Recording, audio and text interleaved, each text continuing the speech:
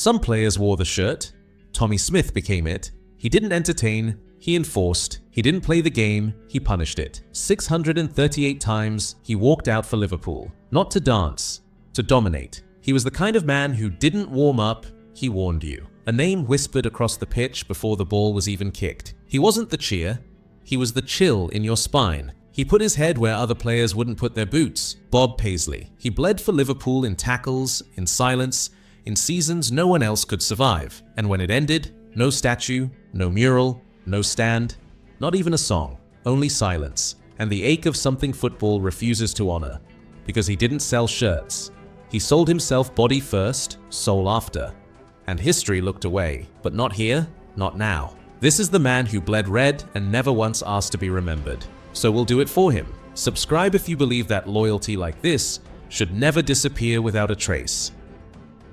He was born in Liverpool, 5 April 1945, right where the wind carried chants and dreams were built in mud. He didn't watch the game. He breathed it, felt it in the pavements, heard it in the distance, the cop rising like thunder over rooftops. By 15, he was inside it.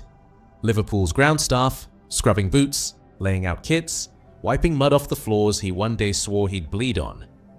No promises, no shortcuts, just elbows, blisters, and cold mornings at Melwood. That same year, 1960, Bill Shankly walked in. One was a boy, the other a revolution, and neither needed introductions. Tommy didn't smile in training. He tackled. He didn't chase praise. He chased the ball and punished anyone who dared keep it from him. They said he wasn't fast, wasn't elegant, but he hit like iron and moved like he'd rather die than lose a challenge. By 16, he turned professional. No press, no camera flash, just a pen, a signature, and a quiet war beginning.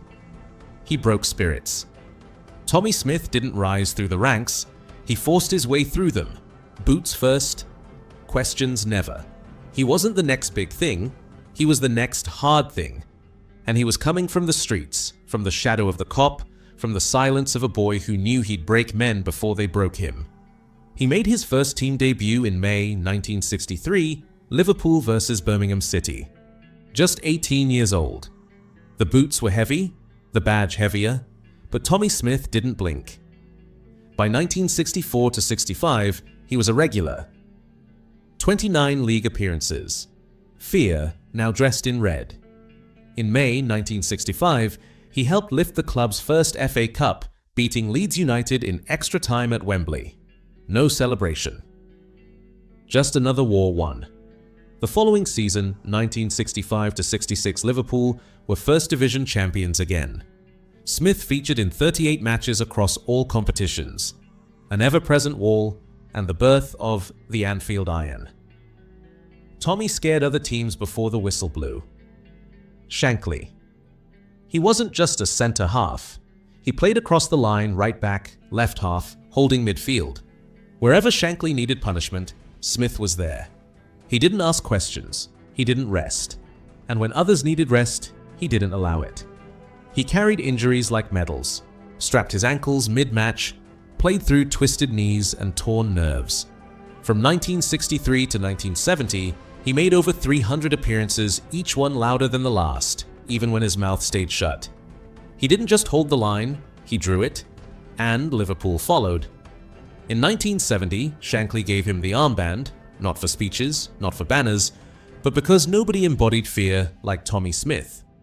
He wasn't the voice in the dressing room, he was the silence you obeyed. The look that made you sprint harder, just to avoid the stare. From 1970 to 1973, he led by force, not with quotes, but with tackles that echoed through boots. In May 1971, he captained Liverpool at Wembley in the FA Cup final against Arsenal. A brutal match, 0-0 after 90. Arsenal scored twice in extra time, Liverpool lost, and Tommy Smith once again walked off with no medal, just more pain to carry forward. He didn't inspire, he enforced. In 1971-72, he made 50 appearances in all competitions, still unbreakable, still first on the team sheet. And in 1972-73, he captained Liverpool to a double. First division title, 42 points, edging Arsenal by 3. UEFA Cup, a brutal final versus Borussia Mönchengladbach, won 3-2 on aggregate. Smith played both legs. No injury kept him out. Nothing ever did. But behind the medals, the tension brewed. He clashed often with Emlyn Hughes, a younger face, a different style, a different edge. The rivalry wasn't petty, it was personal. Leadership wasn't shared. Not when Smith was still breathing. He didn't flinch, didn't fade. But the pain was starting to dig in. Still, he led. Not with words, with wounds. By 1976-77, Tommy Smith was fading. His back was shattered, nerves pinched, pain constant. He played just 17 matches all season, most from the bench, most in silence. The club was changing, younger legs, new formations. Smith, once the spine, was now just the shadow behind it. But legends don't vanish, they wait. And in the biggest game of Liverpool's life, he was called. 25th May 1977, Stadio Olimpico, Rome. European Cup final, Liverpool versus Borussia Mönchengladbach. Smith hadn't started a major final in years. But Bob Paisley turned to him not for flair, but for fire. The game was savage. Gladbach equalized. Pressure mounting. Then came the moment. A corner, taken by Steve Highway. Smith rose older, slower, broken, but never small. His header exploded into the net. Liverpool 2-1. The man who had done the dirty work for over a decade now scoring in the club's greatest ever triumph. That goal was my whole life answering back. Tommy Smith. They won it 3-1, Liverpool's first European Cup. And Tommy Smith, at age 32, had written the final sentence of his playing myth with the force of a man who should have been long gone. No smile, no fist raised. He just walked away from the scene like always. Quiet, bloodied, immortal. For all the wars he fought, for all the trophies he lifted, Tommy Smith only played for England once.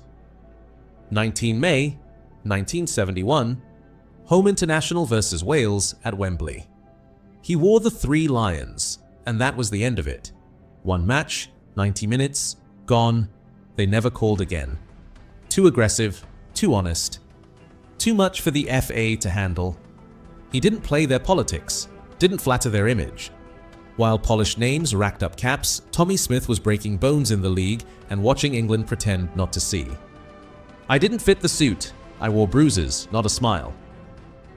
Tommy Smith. He wasn't built for parades, he was built for trenches.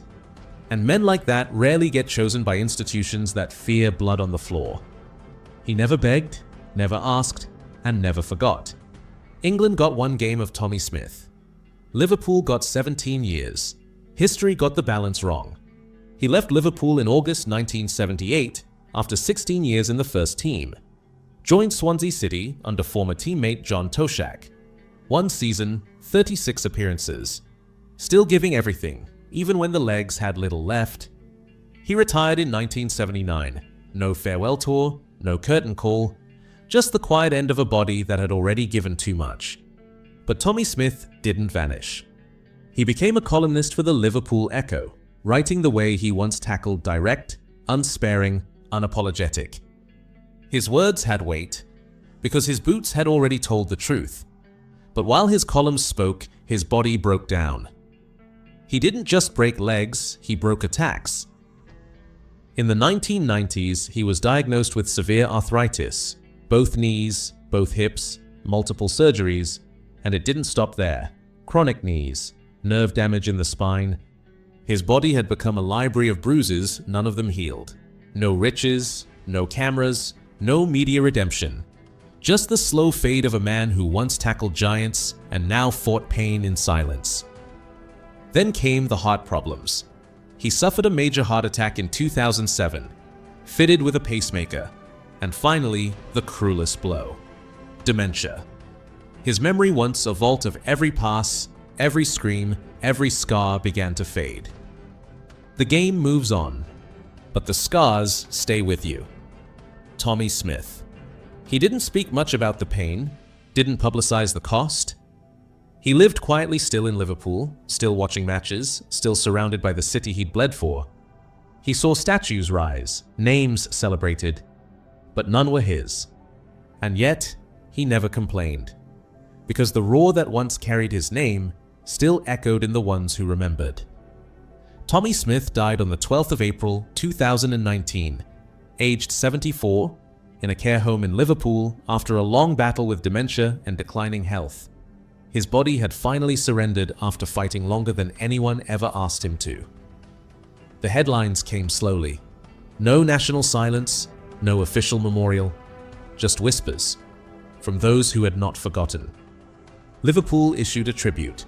Flags were lowered, scarves laid at the Shankly gates.